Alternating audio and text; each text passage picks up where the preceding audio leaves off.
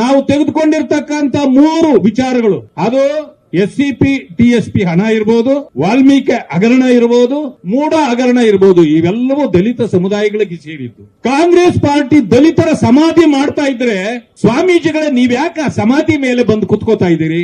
ಯಾಕೆ ಅವ್ರಿಗೆ ಸಪೋರ್ಟ್ ಮಾಡ್ತಾ ಇದ್ದೀರಿ? ಆ ಬಡ ಜನರಿಗೆ ಆಗಿರ್ತಕ್ಕಂಥ ಅನ್ಯಾಯವನ್ನ ನೀವ್ಯಾಕೆ ಪ್ರಶ್ನೆ ಮಾಡ್ತಾ ಇಲ್ಲ? ನೀವೇ ಹೇಳ್ಬೋದಲ್ಲ ತಪ್ಪು ಮಾಡಿದ್ದೀರಿ ಸಿದ್ದರಾಮಯ್ಯನವರೇ, ಇದು ಸರಿ ಇಲ್ಲ, ದಯವಿಟ್ಟು ಆ ಸೈಟ್ಗಳನ್ನ ವಾಪಸ್ ಕೊಟ್ಬಿಡಿ. ಆಗ ನಿಮ್ಮ ಕಪ್ಪು ಚುಕ್ಕೆ ಭವಿಷ್ಯ ಹೋಗ್ಬಿಡ್ಬೋದು. ಹೋಗೋದಿಲ್ಲ, ಹೇಳ್ತೀನಿ ಮುಂದಕ್ಕೆ, ಹೋಗ್ಬಿಡ್ಬೋದು ಅಂತ ಯಾವ್ದು ಹೇಳ್ಬೇಕಾಗಿತ್ತು. ಆ ದಲಿತರ ಹಣ ವಾಪಸ್ ಕೊಟ್ಬಿಡಿ ಅವ್ರಿಗೆ ಹೇಳ್ಬೋದಾಗಿತ್ತು, ನೀವು ಹೇಳಲಿಲ್ಲ. ಇಲ್ಲಿ ಪ್ರಶ್ನೆ ಇರೋದು 14 ಸೈಟ್ ಅಲ್ಲ, ಇದನ್ನ ಅರ್ಥ ಮಾಡ್ಕೊಳ್ಬೇಕಲ್ರು. ಇಲ್ಲಿ 14 ಸೈಟ್ ಹೆಬ್ಲಾಟ್ ವಾಚ್ ಒಂದು ಬಂದಿತ್ತು, ಗೊತ್ತಿರ್ಬೇಕು ನಿಮ್ಗೆ.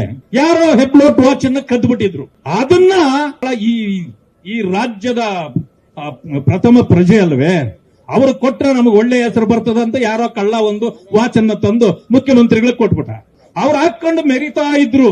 ಅದನ್ನ ಈ ಕುಮಾರಸ್ವಾಮಿ ಅಂತವ್ರು ಯಾರೋ ಕಂಡಿಡ್ದ್ಬಿಟ್ಟು ಅರೆ ಈ ಕದ್ದು ವಾಚನ್ ತಂದು ಇವ್ರು ಹಾಕೊಂಡು ಓಡಾಡ್ತವ್ರೆ ಅಂತ ಕೇಳಿದ್ರು. ಬಹಳ ತೊಂದರೆ ಶುರುವಾಯ್ತು ಅವ್ರಿಗೆ. ಇಮಿಡಿಯೇಟ್ಲಿ ಇಲ್ಲ, ಅದು ಅಲ್ಲಿ ಬಂತು, ನನಗೆ ಇವ್ರು ಕೊಟ್ರು, ಏನೇನ್ ಸ್ವಭಾವ ಹೇಳಿದ್ರು ಆಗಲ್ಲ.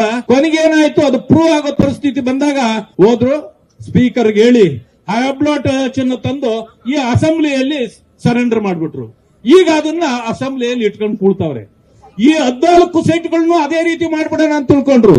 ಈ ಸೈಟ್ಗಳನ್ನ ಕೊಟ್ಬಿಟ್ರೆ ನಾನು ಖುಲಾಸೆ ಆಗೋಗ್ತೀನಿ ಅಂತ. ಆಗೋದಿಲ್ಲ. ಯಾಕೆ ಅಂತಂದ್ರೆ ಈ ಸೈಟ್ಗಳು ಕೊಟ್ಟರು ಕೂಡ ಇನ್ನೂ 3,000 ಸೈಟ್ಗಳು ಇವರ ಹಿಂದೆ ಇರೋರು, ಮುಂದೆ ಇರೋದು, ಅಕ್ಕದಲ್ಲಿರೋರು, ಪಕ್ಕದಲ್ಲಿರೋರು ಎಲ್ಲಾ ತಗೊಂಡಿದ್ದಾರೆ. ಅದರಿಂದ ಇದು ದೊಡ್ಡ ಹಗರಣ. 5,000ದಿಂದ 6,000 ಕೋಟಿ ಹಗರಣ ಆಗಿರೋದ್ರಿಂದ ಇವತ್ತು ಪರಿಸ್ಥಿತಿ ಏನಾಗಿದೆ, ನೀವು 14 ಸೈಟ್ ಕೊಟ್ಟರು ಕಳ್ಳನೆ, ಕೊಡದೇ ಇದ್ರು ಕಳ್ಳನೆ. ಈಗ CBIಗೆ ಈ ಕೇಸು ಹೋಗಲೇಬೇಕು.